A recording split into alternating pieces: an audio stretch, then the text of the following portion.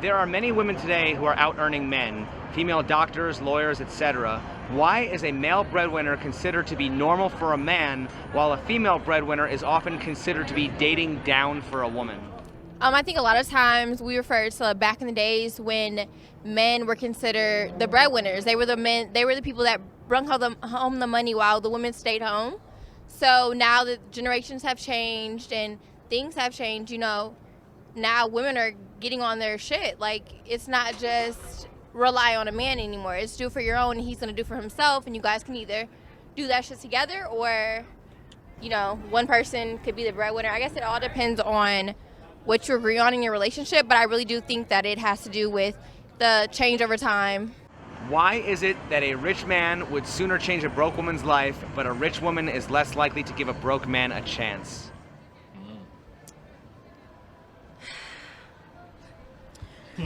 Because men like to have the power to uplift and feel like they're doing, I guess, like justice to the woman, versus a woman is like, I don't need to,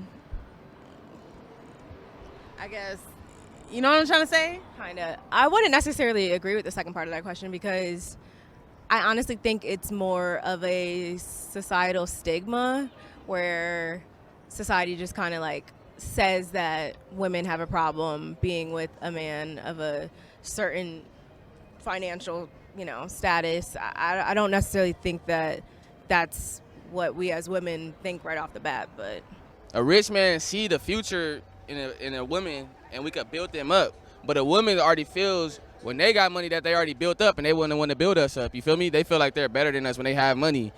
We're broke, we're all this when they got money, but when it's the other way around, they want us to pay for their bills and help them financially be stable and everything, I think we all have standards, but women are always told all their life, don't settle, don't settle, don't settle. So when it comes to a man that is making less money than you, or you're the breadwinner, whatever the case may be, you feel like you're settling for less, you're settling for, like, you feel like you deserve more, whereas a man takes leadership and accountability and can be that leader in that relationship that a woman cannot be. Okay. What is hypergamy? Ooh, I don't know. That's a big word. Okay. Hypergamy essentially means marrying up to a person of higher status. Which gender is more likely to practice hypergamy? Women. The woman, I'll be honest. Okay, why is that? I would say I can only speak for myself, and it's like knowing that if I'm doing so well in life, like, yeah, I would want to either marry equal or up. Like, why would I downgrade myself if I know, again, what I'm capable of or what I'm earning? Okay, so if women historically married up, wouldn't that mean that men historically married down? I mean, so who's really settling for who? But in society, women have always been the prize. So it's the woman trying to earn the woman's attention. And that's the problem. They always think they're the prize. Why can't us, the men, be the prize as well? That's the thing that society tells them, that they are the prize. What about us? We can be the prize as well. I mean, we don't have a vagina, but we got something to use. We got a dick, so we can also be a prize. So don't say that women are always a prize. Both genders can be the prize. It doesn't matter who you are, what you are. You can be the prize no matter what. So it doesn't really come down to just women alone being the prize. A man can be the prize as well. I mean, the man trying to earn the woman's attention or, win her over. So at the end of the day, we're the catch. So it's the man trying to get us. So no, he's not marrying down, even if per se I don't make as much as he does, because again, he's happy to have me on his arm. Which gender is more likely to practice hypergamy? Men. Females. Females? Why do you say men? Why do you say females? It's just naturally in them to do that. No, females marry higher up all the time. Okay. They marry for money. Okay, so they're not going to mess with a guy that's broke. I mean, if you're a guy that's broke and you have nothing to offer a woman, right, why would a woman mess with you? Most women will not. Okay, so, you got to have something going for you as a guy. good personality, good looks. None of that means nothing. Most women want stability, as in money, and as a lifestyle. Like when you talk about the big dream is like, oh, I want to live in maybe a big house and marry into a good life and stuff like that. But I think where we came from in Denmark is quite equal as it is right now. Definitely. It depends how good your education is, and in our case, our education would be just like the man. Definitely, but that's like the American dream. Okay. If women historically married up, wouldn't that mean that men historically married down? Yes. Yes. I mean, So the way you who's put it together, yes. Yeah. so who's really settling for who? I think as soon as you get married, the man settled for the women. The man is always settling. In every situation, the man always has to settle at a certain point because there's no woman that you're going to meet that's going to check every single box. Eventually, you're going to have to settle. Okay. Is hypergamy for women ultimately about security and survival? I can't say that. I have to disagree because a lot of women, like, about those two definitely, but financially, that's a big thing. Isn't that a byproduct of evolution? I mean, didn't women want to secure the best genes for their offspring? Isn't that a primal instinct? Yeah. So then wouldn't it be about security and survival? Yeah. I have to agree then, yeah. Is hypergamy for women ultimately about security and survival? I think yes. It could be. Is Guys, that what are a- we doing? Is that Beautiful woman. Wow. Nice. a byproduct of evolution? Well, yes, women look for attractive traits in their male to secure them and their offspring. That's like I think the thing. men marry down because the girl's good looking, and women marry up for like money and stuff. And they have to be good looking. But you know what? All men end up ugly anyway, so who even really cares? I'm not going to include myself in this, but a lot of women are just looking for the richest man. That's the thing. They just want to find the one with the most money. Whereas some are looking for some that will accept them. It's different for everyone, but majority are looking for the one with the most So money. do you think that women are looking for sugar daddies and men are looking for trophy wives? Oh, shit. Got you by your tongue? I gotta agree with you on that one. Guys, don't fight me. Does hypergamy mean that women will always continue to choose the best option and never settle? No, because a lot of women settle. Right, but do they want to settle? No. So they would want to choose the best option, right? Yes.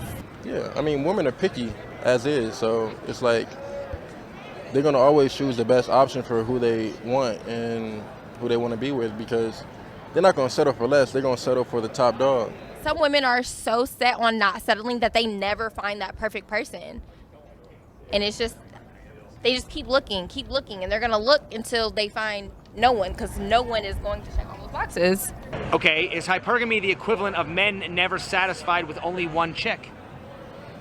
I mean, a man of high status is always going to have multiple options. Like, that just comes with the man who has money like that or even has that type of quality of life.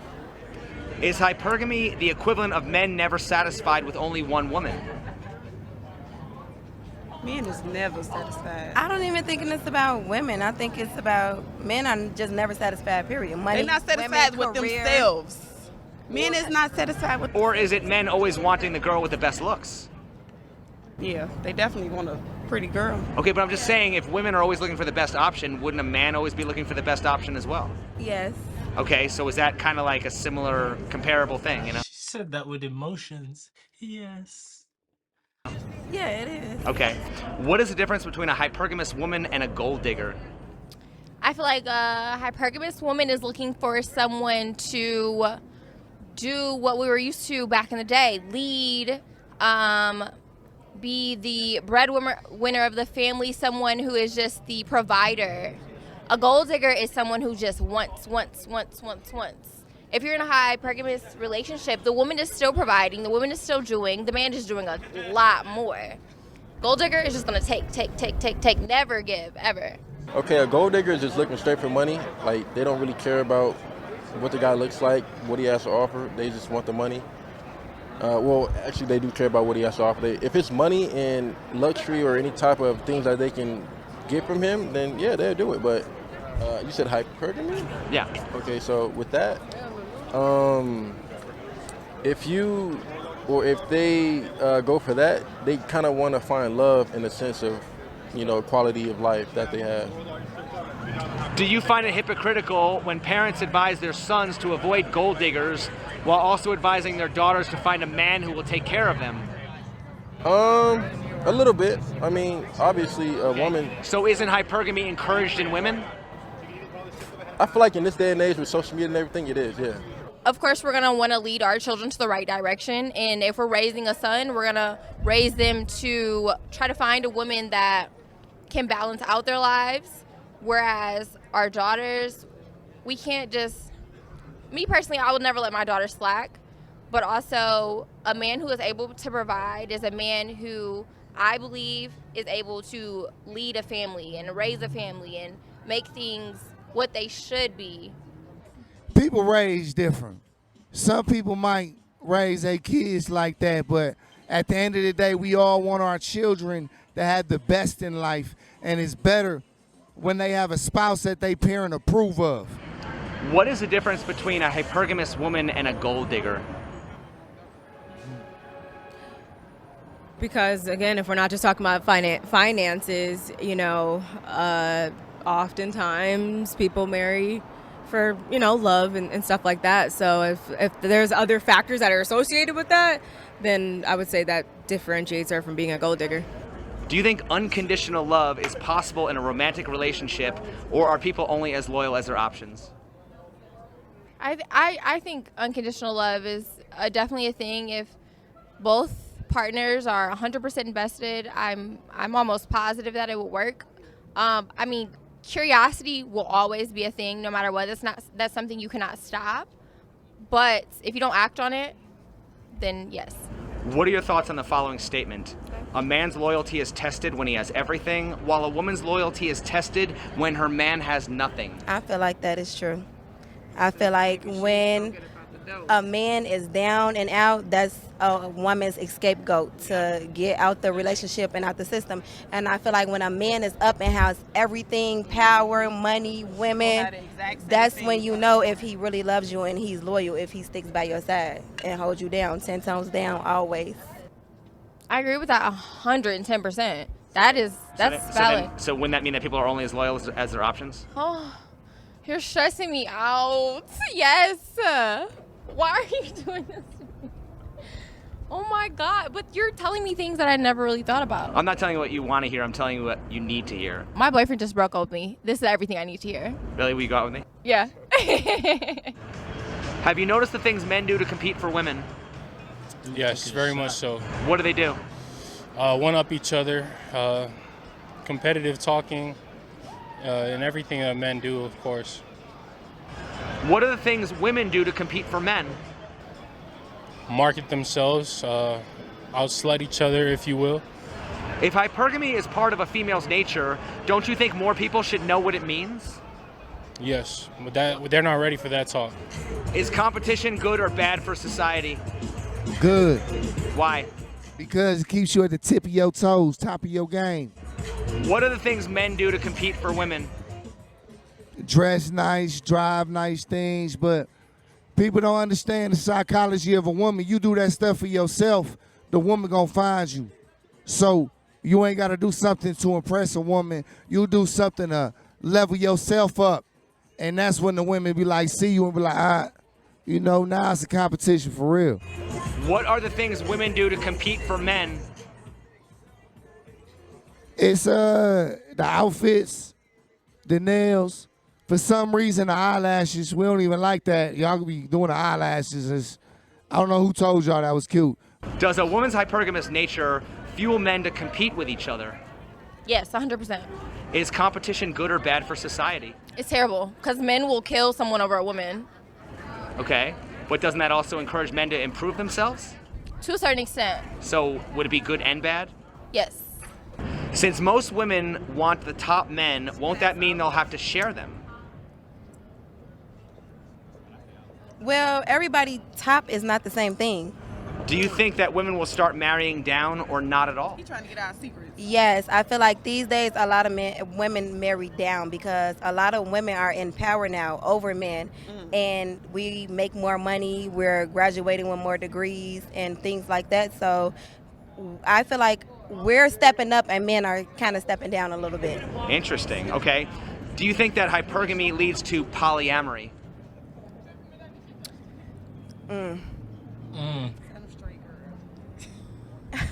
I gotta think about it because it's kind of like it does in a certain way because it seems like everybody is out to get something from someone. Everybody is trying to advance. It don't matter if you're a male or a woman. People get in relationships to advance in a way. If you was the ugly guy who couldn't get the cute girl, now you grown and you got money, you're gonna go after the beautiful woman. If you was the girl who didn't have a lot of money and stuff, you're gonna go after the man who can take care of you and get you to the next level that you want to be. Everybody is out for the next thing. Everybody is out for the best thing, and that's for themselves. If most women want to date the top men, won't that mean they have to share them? No. Eventually, if Okay, no sharing should be ever Well, all I'm happen. saying is as women become more powerful and become higher status, doesn't their dating pool of men to choose from shrink because most women want to date a man on their level or higher? Yes. So once again, isn't it true that women would often rather be the emperor's mistress than the peasant's wife? Yeah. So if a woman wants a loyal man, wouldn't she have to settle for an average man rather than a high value man that every woman wants? I mean, yeah. Unfortunately, that's what's happening. Yeah, it is. It's a sad world we live in. And you know what? And you know what? You have to date someone that's ugly to be treated right. You know what? I don't mean that. I don't mean that. Okay, I don't mean that. And I don't finally, mean what are your that. thoughts on the following statement, okay? A man's loyalty is tested when he has everything, while a woman's loyalty is tested when her man has nothing. I think that is so true, and we should end it on that. Thank you, Vegas. See you soon. I mean, I didn't say nothing much because I wanted to know and I wanted to also learn as well because we're humans, we evolve. And you learn something new every single day. So I am just listening to hear these responses and to learn and to try and understand what is going on in society nowadays. I mean, I know what is going on, but with this, you can understand a bit more of what is really going on. What, what women decide to do, what men and women decide to do. It just teaches you a little more, it just gives you a little more in depth on how the world is going and how the society with men and women are going.